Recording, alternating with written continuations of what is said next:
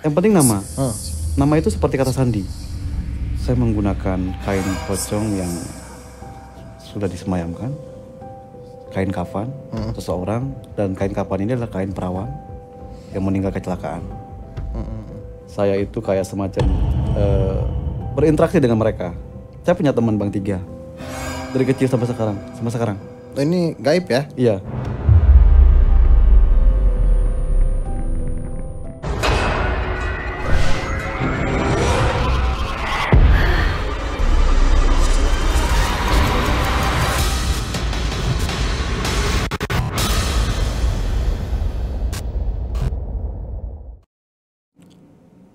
Assalamualaikum warahmatullahi wabarakatuh. Selamat malam Sobat Kumis. Gimana kabarnya malam Jumat ini? Semoga dalam keadaan yang sehat walafiat ya, amin. Balik lagi bersama saya Oik di podcast Kumis Kupas Mistis, acara yang membahas tentang hal-hal mistis di sekitar kita. Dan tema kita malam hari ini yaitu dahsyatnya ilmu Palakiyah. Dan saat ini telah hadir di studio kita tamu kita yang istimewa. Beliau seorang pakar spiritual. Mari kita sambut Ki Demang. Assalamualaikum Ki Demang. Malam. Salam. Malam juga, Kak. Gimana kabar Ki Demang? Alhamdulillah kabar sehat. Lagi ngapain aja nih? Sibuk apa aja kalau boleh tahu dulu nih? Kesibukan ya paling di saung, menangani beberapa klien, ngajar juga. Oh, mengajar juga. Ya, ngajar dalam segi menggali potensi sih, lebih ke arah situ. Ini yang di Padepokan yang di Bogor Ki atau? Iya, Padepokan di Bogor. Berarti masih jalan tuh ya? Masih jalan. Perbatasan sih antara Bogor dan Banten. Lebih dekat kemana nih kalau mau ke situ? Kalau dari Jakarta lebih dekat ke Banten. Dari Jakarta lebih dekatnya ke Cikupa, masuk ke Tenjo Bogor. Oh, terus ya, Tenjo deh pokoknya. Tenjo, ya. Ki Demang sempet pernah kesini waktu itu sama Ki Aji kan ya? Iya betul. Bahas pelet pocong kalau nggak salah. Betul. Nah, masih ada nggak tuh peminatnya pelet itu? Kalau pelet pocong lebih ke Kakanda Ki Haji Al-Bantani, beliau yang meracik dan beliau juga yang menjalani dalam metode itu. Kalau saya pribadi, waktu itu ditemukan oleh beliau karena ada beberapa konflik. Salah satunya ada klien beliau hadir ke lab TikTok Ki Demang, meminta buat membersihkan auranya karena terlalu ekstrim gitu peletnya. Akhirnya datang ke saya, lalu saya berkomunikasi dengan Ki Haji Al-Bantani. Nah, itu mendapatkannya itu di Ki Haji Al-Bantani. Oh, yang masih menjalanin dia lah ya? Ya, beliau masih rutinitas menjalankan di ranah spiritual tentang pelet juga. Oke. Ki, hari ini kan kita akan bahas tentang ilmu Palakiyah nih. Pengertiannya itu sendiri apa sih ilmu Palakiyah? Ilmu Palakiyah itu kalau saya pribadi lebih ke arah data aja sih, Am. Ketika saya dipertanyakan, Ki mau di Terawang ataupun Ki mau bagaimana tentang sebuah hubungan saya, pasti saya menggunakan ilmu Falakiyah. Dan ilmu Falakiyah ini turun-temurun. Turun-temurun? Iya, dipelajari dari orang tua, kakek, orang tua, lalu saya gitu. Oke. Tapi Falakiyah ini menganut sistem apa? Maksudnya kan termasuk hitung-hitungan kan ya? Iya, betul. Kita punya kejawen di sini, terus mungkin di agama Muslim juga ada hitung-hitungan sendiri gitu. Betul. Tapi mengapa tradisi ini identik dengan menyambut tahun baru Islam Muharram, katanya dengar-dengar begitu? Iya, kalau saya pribadi ketika saya dipertanyakan, Falakiyah itu lebih banyak itu mengenal orang yang seperti bulan Syawal ataupun awal Ramadan. Oke. Mereka menggunakan kultur ala metode Falakiyah, tetapi Falakiyah yang saya gunakan ini adalah Falakiyah adalah kejawen, wiwitan, dan Muslim. Oh, dicampur. Campur. Berarti. Jadi dan ini juga tidak bisa saya kupas di sini karena ini metode rahasia saya pribadi dari orang tua. Oke. Tapi saya menggunakan 3 kultur itu gitu. Agar memperkuat. Ketika saya didesak untuk dari mana datanya, saya akan tulis. Saya akan rumuskan dari mana asal muasalnya kok bisa seperti ini begitu. Tapi pertanyaan saya ini berarti Ki Demang sendiri sudah memiliki ilmu batin. Ya. Dan Falakiyah ini sebenarnya untuk memperjelas, misalnya untuk menjelaskan ke pasien-pasien, saya ngomong begini, ini datanya. Iya. Mungkin seperti itu ya. Seperti itu. Tapi kira-kira bisa ini diajarin ke orang-orang lain gitu maksudnya? Dulu sempat, karena saya juga pengajar juga ya, sekaligus pemangku juga di wilayah Padepokan di Tenjo. Saya memberikan metode ini kepada beberapa santri yang ada di Padepokan, tetapi mereka tidak ada yang sampai. Karena satu kali kita sebut nama, maka di dalam visual ini akan terancang angka dan kondisi fisik di mana keberadaannya itu akan terlihat. Tetapi mereka tidak sampai ke sana. Ternyata saya diberikan teguran sama Abah itu karena DNA itu juga termasuk penting juga. Garis keturunan Garis ya. keturunan begitu. Oke. Berarti memang ini khusus punya Ki Demang lah. Ya. Maksudnya Palakiah yang seperti ini gitu ya. Seperti itu. Boleh tahu Ki, daerah mana yang biasa menjalankan tradisi Palakiah ini? Sebenarnya gitu loh, asal muasalnya. Asal muasal itu kalau saya pribadi ada yang namanya Mama Palak Pagentongan. Apa tuh Ki? Mama Palak Pagentongan ini adalah salah satu ulama berkarismatik yang lahir di Banten. Tempat pengistirahatan terakhir itu di Bogor. Oke. Nah, Mama Palak Pagentongan ini termasuk dikategorikan orang yang mempunyai karismatik. Jangankan manusia, pohon pun dia hitung itu akan ketahuan jatuh daunnya berapa. Oh gitu. Sampai pohon, bukan manusia aja, seluruh semesta yang ada di alam dunia ini, entah tumbuh-tumbuhan, entah manusia, entah benda bergerak, itu bisa dilihat. Ini kalau kita melebihi takdir ya. Kalau kita berbicara loswat takdir, jangankan manusia, pohon dan benda bergerak bisa terlihatan. Berapa jatuh daun yang besok harinya itu, contoh pohon jambu, ini hari Selasa, besok hari Rabu, itu akan terlihat angkanya yang berapa jatuhnya itu. Contoh adanya 230, itu kan 230. Oke Ki, kalau kita ngomongin contoh ya, boleh nggak saya bertanya sedikit Oke, di boleh. luar pembahasan? Ini kan terlihat Palakiah tuh hebat sekali ya, maksudnya ilmunya ya, Iya. dahsyat gitu. Kalau kayak contohnya kemarin lagi ada pertandingan bola Indonesia lawan Cina lah atau lawan Jepang yang terakhir, apakah itu bisa terlihat juga Ki? Bisa. Saya pernah membuat statement kemarin sebelum pertandingan Indonesia. Yang lawan apa nih? Cina, Indonesia Cina. Oke. Sekarang begini. Indonesia ada nun, ain nun, 2, dal, d, 6. 2 tambah 6 berapa, Bang? 8. 8. Indonesia tambah 8. Jumlahnya berapa? 16. 16 sama Cina. Ca 3 tambah 2. 5. 5. Oke, kita hitung. Indonesia. Jumlahnya keseluruhannya dan 16 ya Bang ya. 16 kalau diambil 5 berarti sisa berapa? 11. 11 diambil 5? 6. 6 diambil 5? 1. Oke. Cina 5. Ca, sya. Kalau bahasa Sanskerta ca. Kalau bahasa huruf Arab sya. Oh, oke. 3 dan nun 2. 5 diambil 5? 0. Jadi 0. 1-0. Oh gitu. Paham enggak? Enggak sih, maksudnya hitung-hitungannya benar seperti itu. Ya. Tapi kalau dibilang paham atau enggak, itu berarti kan nanti di setiap pertandingan berikutnya ada faktor lain selain nama itu atau gimana? Jadi gini, ini adalah tahun 2025. Oh. Orang Jawa bisa menyebutnya Sri Lunggu Dunia Larapati. Oke? Kok bisa Sri Lunggu Dunia Larapati? Kalau misalnya ini kayak kemarin kan lawan yang kedua itu lawan Jepang. Java, Anun. Jumlahnya 13. 13 kalau diambil 10, 5, sisa 3. Sri Lunggu Dunia. Tidak bisa berdapat lagi, Bang. Ini udah hukum alam. Mereka sudah harus menang. Mau menggunakan kultur apapun. Oh gitu. Ya, itulah kenapa Palakiah sangat digunakan. Tapi berarti di kepala Ki Demang ini hitung-hitungannya cepat ya berarti? Itu tadi, makanya ketika kita menyebut nama, saya diberikan sebuah gift, ya, saya anggap ini gift pemberian, dan itu semuanya saya gali. Sebelum ini gift, saya gali dulu. Kalau tanpa perjuangan, ya mana mungkin saya mendapatkan gift seperti ini kan gitu. Iya. Ketika saya menyebutkan satu orang saja nama, maka saya akan melihatnya flashback ke belakang 3 bulan sebelumnya, dan saya melihat kondisi fisiknya. Dan saya tidak mau ketika ada orang itu mengatakan bagaimana Ki saya ke depannya, itu paling saya angkat tangan. Kenapa? Ki? Trauma. Dan saya sering terjadi ketika saya melihat kamu Yang penting nama. Oh. Nama itu seperti kata sandi. Kalau kita mempunyai ATM, kita pergi ke satu bank, lalu kita masukkan ATM tersebut, otomatis kita diminta kata sandi. Ya. Dan kata sandi itulah yang mengetahui nanti saldonya.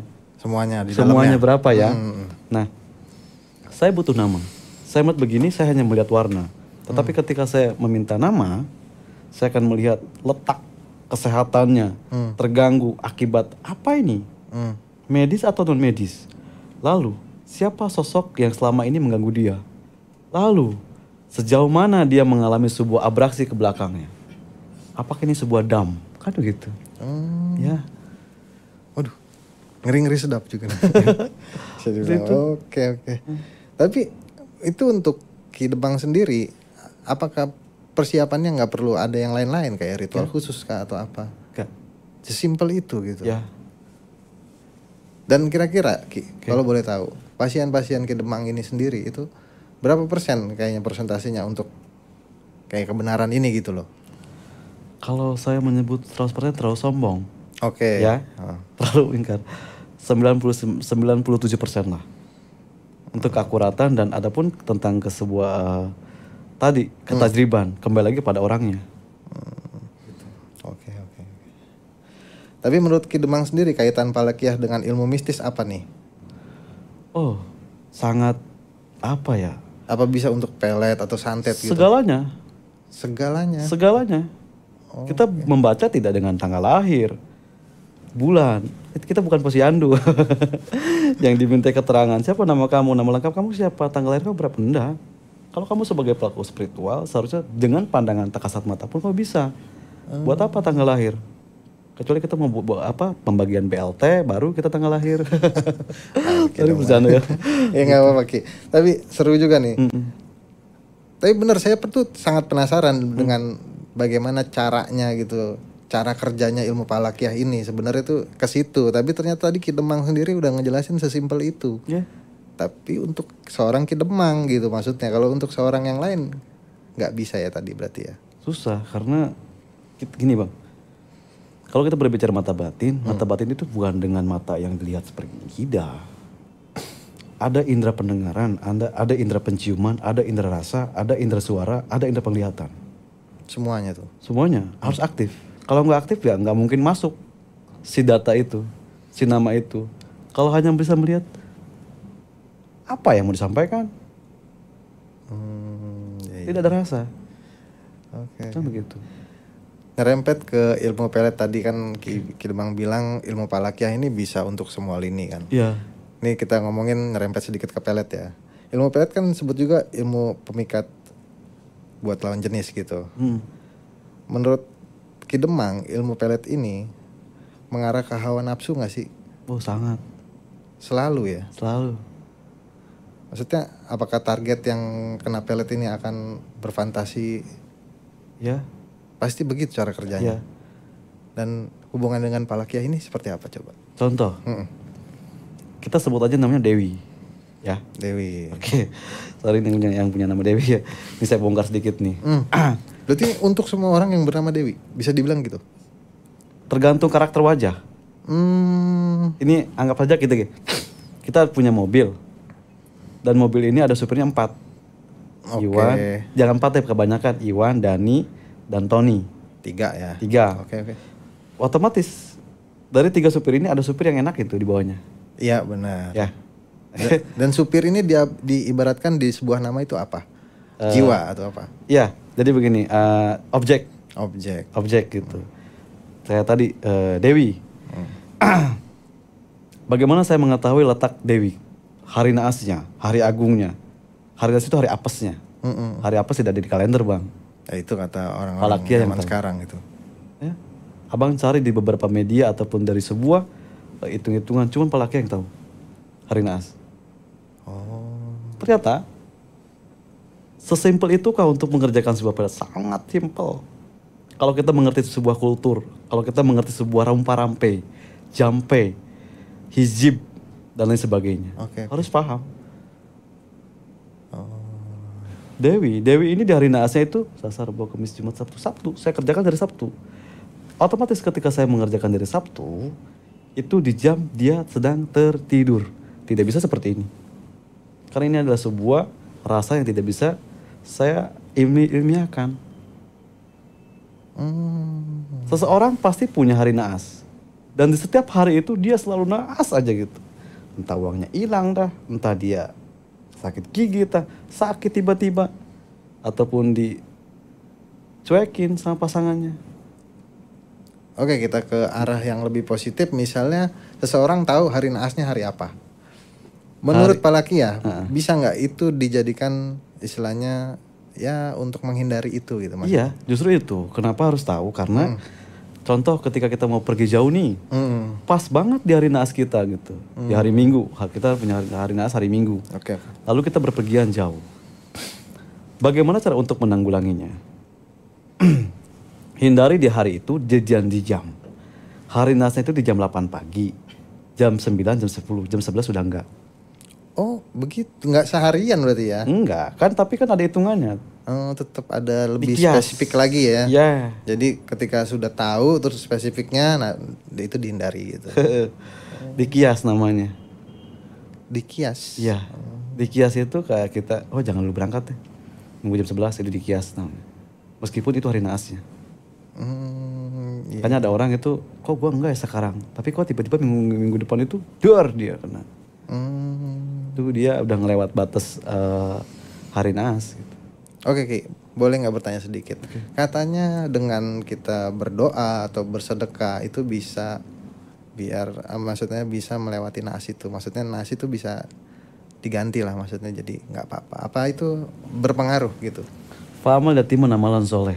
Segala apapun yang dikerjakan oleh manusia, selagi itu baik, itu menjadikan salah satu background atau perisai untuk seseorang. Hal baik itu apa? Satu, memberikan makanan kepada orang yang lapar. Memberikan bahasa baik kepada orang. Tidak menghasut dan sebagainya, apalagi bersedekah.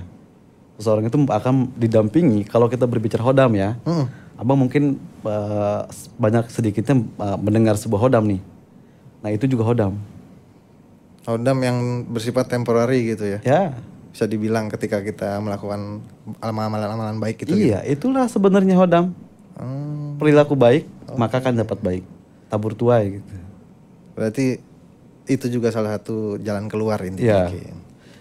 Oke, lanjut nih Ki. Setiap pasien yang datang ke Ki Demang, apa ada pantangannya nggak? Nggak ada, lo swab. Dan kalau ada orang pasien yang bermaksud untuk punya niat jahat, untuk melihat orang tertentu gitu, contohnya gitu, apakah tetap dilayani sama Ki Demang? Tetap. Kenapa seperti itu Ki? Maksud saya mau tahu alasannya gitu. Dilayani itu bukan berarti saya itu mengarahkan ke arah sana, tidak. Oke. Pertemuan ini kan perlu face to face. Oke. Ketika orang tersebut, contoh dia dengan jarak jauh, gitu ke saya kan. Ki, saya punya masalah, saya ini pihak ketiga. Lalu saya pengen menyingkirkan seseorang itu. Siapa? Pasangan, mau diapakan dia? Pokoknya pengen dia. Gitu kan. Banyak bang. Oke. Kira-kira bisa gak Ki? Bisa. Awalnya jawab bisa dulu Bisa. nih. Lalu saya akan menawarkan beberapa media, objeknya apa. Ketika saya by phone atau face to face. Kenapa kamu seperti itu? Karena saya tidak puas. Lah, apa yang kamu cari? Kepuasan apa dunia? Kalau dunia menyangkut keseluruhannya, tapi hanya kepuasan, dendam pribadi kamu. Jangan kau ajak saya, gitu. Oh, baru Ya. counter di situ Ki Demang Iya, gitu ya. saya filter kan di situ. Adapun dia memaksa saya, sanggup berapa kamu bayar saya? Kan gitu. Saya yakin kamu tidak akan pernah sanggup. Meskipun saya punya kuncinya gitu. Oke. Berapa yang saya tahu?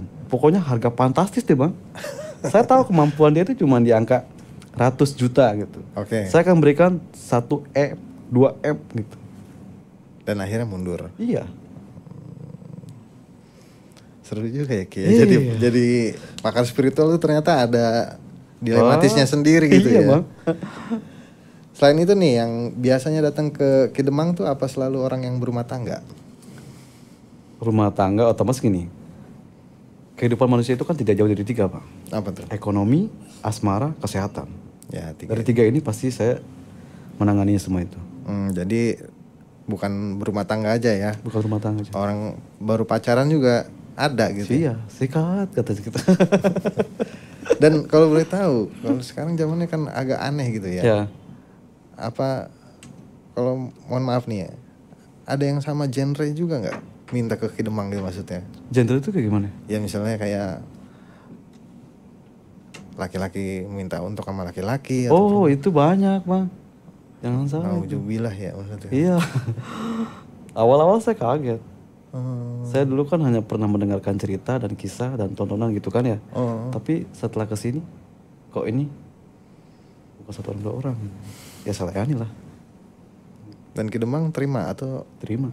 tetap dibelokin kayak tadi gitu di counter? Tergantung. Kenapa tergantung Ki?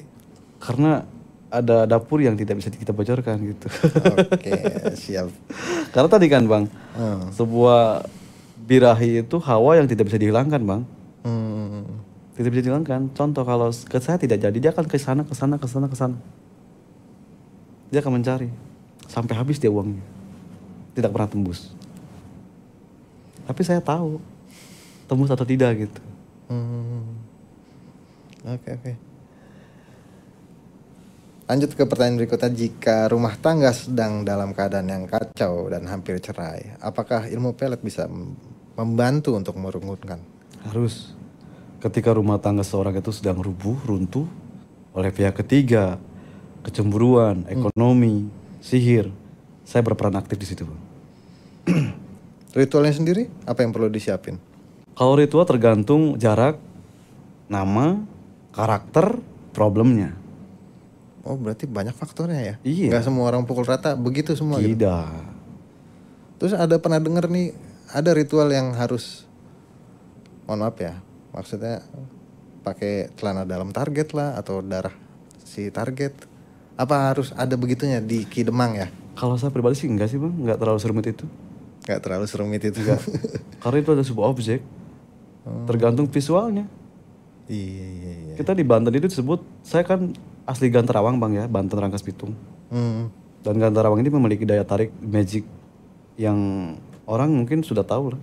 Iya, Di wilayah Banten gitu. udah terkenal lah ya maksudnya. Dan tidak perlu menggunakan seperti tadi objek celana dalam inilah, itu sebuah apa ya, kategori dari dulu sampai sekarang gitu katanya.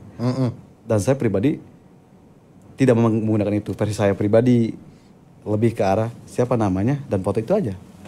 Simple itu juga ya. Kan tadi bisnis lah. Kembali kepada apa yang dikasih. Tapi Ki, prosesnya berapa lama kalau boleh tahu? Sorry hari naas. Contoh, saya punya klien dan klien saya ini sudah hilang komunikasi dengan si A dan si B. Yang datang ke saya itu si A dan si B ini saya melihat sudah 3 bulan tidak komunikasi atau dihancurkan oleh pihak ketiga. Saya akan melihat treble-nya sejauh mana, nomor di blok, oke, sudah hilang jejak dan pengen dibuat gila supaya balik lagi. Saya akan kerjakan itu di hari naasnya. Hari naasnya hari malam Rabu contoh nih. Malam yang pertama saya kerjakan. Yang kedua dia akan merasakan sakit. Orang sakit itu adalah orang yang butuh kasih sayang, butuh bucin. Dia akan mengingat flashback ke belakang. Dulu dia sama siapa, diberikan makanan, dimanja oleh pasangannya. Ini sakit-sakit fisik nih? Iya. Oh, bukan sakit hati gitu maksudnya? Bukan. Oh. Saya lumpuhkan dulu. Karena orang yang sakit itu orang yang paling mudah sekali. Orang lemah. Down ya, pikirannya jadi overthinking segala macam mungkin. Terus dia ya. pasti kepikiran kan. Lalu itu untuk mempermudah saya untuk masuk ke dimensinya dia. Gitu. Oke. Akan saya tekan otaknya itu, pemikirannya itu untuk mengingat nama si A. 2 hari, 3 hari, 4 hari, 5 hari mulai dia bergejolak. Sudah tidak kuat saya menahannya. Seperti itu.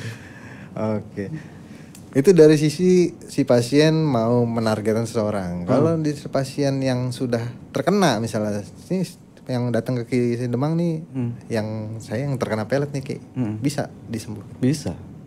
Ada juga medianya. Seperti apa Ki? Adalah. Tidak soalnya, bisa ya di sini ya berarti. Enggak, ini soalnya racikan saya pribadi. Saya tidak menggunakan kultur yang sudah ada di beberapa tayangan ataupun kayak translate enggak. Yang sudah ada banyak gitulah intinya. Iya, saya adalah orang Leweng. Saya adalah dari orang kampung. Oke. Saya mempunyai metode ini dari orang tua sepuh. Apa artinya jampe, apa artinya rampe gitu. Dan itu itu semua saya bungkus dengan metode alam. Gitu. Sakti nih berarti. Ki Demang, boleh tahu nggak ilmu pelet yang paling ekstrim itu apa menurut Ki Demang? Ada. Saya pernah memberikan tayangan dan tayangan itu juga itu yang menurut saya paling ekstrim. Apa tuh Ki? Saya menggunakan kain pocong yang sudah disemayamkan, kain kafan seseorang, dan kain kafan ini adalah kain perawan yang meninggal kecelakaan. Kain ya, bukan talinya doang gitu. Kainnya, kita ambil kainnya. Kalau mau gila-gila dari spiritual bang, jangan tanggung-tanggung kan begitu. Gitu. Ini dulu ya maksudnya bisa Dulu. dibilang. Terus apa yang terjadi Ki? Saya ambil kain kafannya, saya ambil airnya. Air mawar itu kan suka ada. Ya. Ya, air mawar, kain kafan. Terus saya ambil kultur alamnya, beberapa kultur alam. Dan saya ada santet namanya santet pelet merpati. Namanya nggak serem tapi ternyata ekstrim. Ekstrim. Se-ekstrim apa mau? Wah itu kalau dihitung jam-jam bang, Cepet banget ya. cepet. Cuman kan bahannya yang ya susah. Bang mau gali kubur tiap malam. Gitu. Oh gitu. Itu gila itu bang. Iya. Tapi dengan melakukan itu biasanya kan yang punya kafannya menghantui atau gimana? Wah itu udah nggak aneh kalau pribadi saya. Sesuatu yang gaib itu bagi saya ya kamu, saya. Saya tidak mau di atas kamu. Saya pengen di atas kamu. Saya nggak mau di bawah kamu gitu. Begitu aja lah. Iya. Ya gimana gitu. Kalau orang Sunda kan menyebutnya hirup eker pae bakal. Gitu. Tidak ada argumen atau apapun gitu. Tapi boleh tahu nggak sih Ki, maksudnya Ki Demang ini menjalani spiritual itu sedari kapan gitu? Dari umur berapa gitu? Kalau di pakamnya itu di tahun 2000 setelah rumah tangga ya. Oh berarti setelah rumah tangga nih? Iya. Sebelum-sebelumnya tidak tertarik atau gimana? Saya sebelum-sebelumnya tertarik di spiritual, cuman saya sukanya di keheningan, di tempat-tempat yang sepi. Dulu waktu pesantren di Mamang, saya punya uang. Jadi gini, saya punya keluarga besar dari bapak dan ibu. Kalau bapak ini seorang banyak ulama, kalau ibu beda. Kalau ibu di versinya itu versi ya seperti inilah gitu. Nah, akhirnya saya di waktu usia 8 tahun saya diambil oleh nenek dan diurus sama nenek. Lulus SD saya pesantren. Di situ mulai. Tinggal di rumah nenek itu udah mulai. Saya itu kayak semacam berinteraksi dengan mereka. Saya punya teman bang 3 dari kecil sampai sekarang. Ini gaib ya? Iya. Saya punya teman 3 dan teman saya ini dulu saya usia 8 tahun segitu dan sekarang saya udah menyampai hampir 40 masih gitu aja. Ikut kemana-mana? Siapanya? Temennya? Ikut aja. Ikut. Itu kejadian itu setelah saya pulang sekolah. Ini berarti kecil ya? Masih Iya. kecil nih. Berarti ini kejadian spiritual pertama bisa dibilang gitu? Iya. Seperti apa Ki? Boleh ceritain gak sedikit? Saya mengalami itu kayak orang gak ada yang sayang sama saya bang. Saya sakit nih. Sakit gigi lah, panas lah. Ketika saya melihat ke atas itu kayak banyak cilok bang. Cilok digini-gini nih kayak sama anak kecil. Oh, udah demam tinggi nih kayaknya berarti ya? Iya, gini-gini terus. Wah takut lari saya. Takut lari saya ke ibu saya, ke bapak saya. Bapak saya udah nyerah. Karena sakitnya ini gak kunjung sembuh gitu. Saya bilang ada ini, gak ada yang percaya gitu. Saya mengatakan apa yang saya lihat. Saya mengatakan karena saya takut. Semakin hari semakin takut saya. Pada akhirnya di satu momen saya sekolah. Ketika pulang sekolah, karena dulu itu sekolah itu kan ada 2. Satu kelas itu ada 2 pelajaran ya. Yeah. Kelas 1, kelas 2. Saya pulang setengah 10. Pulang ke rumah dan saya melihat kayak kakak saya, sini gitu, sini. Ya ikut aja saya jalan. Saya jalan itu bang jam 10 pagi, mas. gini doang nih. Ini rumah nih. Gini. Nah di belakang rumah saya itu ada pohon mangga. Oke, muterin lah ya. Dan itu nggak sampai 1 jam. Ya paling 5 menit paling. Iya. Oke. Nah di sini ada pohon mangga ini, ada teman-teman, ada kakak saya ada teman, dan teman saya ini siapa? Adalah nama 3. Nanti saya kasih tahu namanya. Nggak di sini. Oke. Karena sensitif. Dia ngomong gini-gini. Oh, baru 10 menit, 15 menit saya dipanggil. Suruh pulang katanya. Bang percaya? Sampai rumah maghrib. Sampai rumah maghrib? Iya. Secara logika, saya jalan begini paling setengah jam. Paling itu jam. Pun lari. Paling jauh, paling lama gitu. Iya, itu pun lari. Saya main cuma 15 menit. Cuma lempar-lempar mangga. Dan saya pulang ke rumah maghrib. Berarti ada perbedaan waktu di situ ya? Iya. Berarti bisa bilang Ki Demang tuh 4 dimensi bisa dibilang kali. Iya. Dan itu kejadian hampir setiap hari. Hampir setiap hari? Setiap hari. Berarti kalau tengah hari bolong orang tua Ki Demang nyari Ki Demang nggak ada nih? Awalnya saya diomelin. Dari mana gini, gitu? Siapa mana gitu? Lain HS lainan. Hah? Pan di belakang sama Iwan. Kakak saya itu namanya Iwan. Ada lagi bawa air. Hah? Saya bilang gitu. Gak percaya kan? Saya diomelin lagi. Wah, itu tiap hari kejadian. Pada akhirnya orang tua capek. Manggil lah orang-orang pelaku spiritual juga gitu ke rumah. Ini Ki Demang belum sadar nih ya maksudnya? Belum. Oh, teman biasa aja sadar gitu ya? Teman biasa. Apa yang terjadi tuh maksudnya dipanggil? Kalau saya sakit dia nemenin bang. Nemenin. Hayu ulin. Pengennya main aja bang. Tapi kadang beringas. Beringasnya gimana Ki? Dia kayak awalnya badan nih bang nih. Lama-lama kayak kerbau. Kayak kerbau. Oh kalau marah gitu. Dan itulah sensitifnya ketika disebut nama. Gitu. Dia nggak mau. Oke. Ada makanannya. Harus ada makan. Berarti Ki Demang nih ngasih makan nih? Ngasih. Makanannya apa Ki? Udang. Oh berarti ya kayak layaknya orang ya, maksudnya hobinya apa ya itu aja udah gitu. Karena udang itu bau amis kan. Udang taruh di bang rumah. Tapi nggak dimakan udangnya, cuman gitu. Oke Ki, lanjut ke pertanyaan berikutnya. Ki Demang pernah gagal nggak melakukan ritual pelet kalau bisa? Pernah. Saya alamin pernah dulu. Karena apa faktornya kalau boleh tahu? Karena dulu kan pengetahuannya nggak begitu banyak ya bang ya. Satu sisi saya juga nggak dikasih tahu nih bahwa saya ini dari mana asal muasalnya. Karena dulu saya juga kurang rumpah-rampenya. Dan saya tidak berani untuk berial ekstrim gitu. Tapi setelah kesini-sini ya alhamdulillah saya sudah tahu duluan sebelum itu diritualkan gitu. Oke. Berarti dulu kayak learning by doing lah ya intinya. Ya 2015-16 lah. Tapi kalau misalnya ada target yang punya ilmu misalnya. Misalnya target ini punya ilmu kebatinan entah dari keturunannya atau apa. Bisa ditembus gak Ki kira-kira? Tidak masalah. Mau dia sekuat baja pun tidak masalah bagi saya. Kenapa begitu Ki?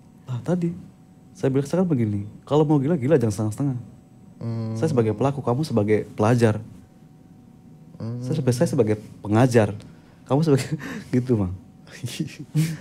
Nah Ki, ilmu pelet kan ada yang berbentuk benda atau minyak nih kalau kita lihat-lihat ya. Ini jasa jual belinya juga ada nih. Oke.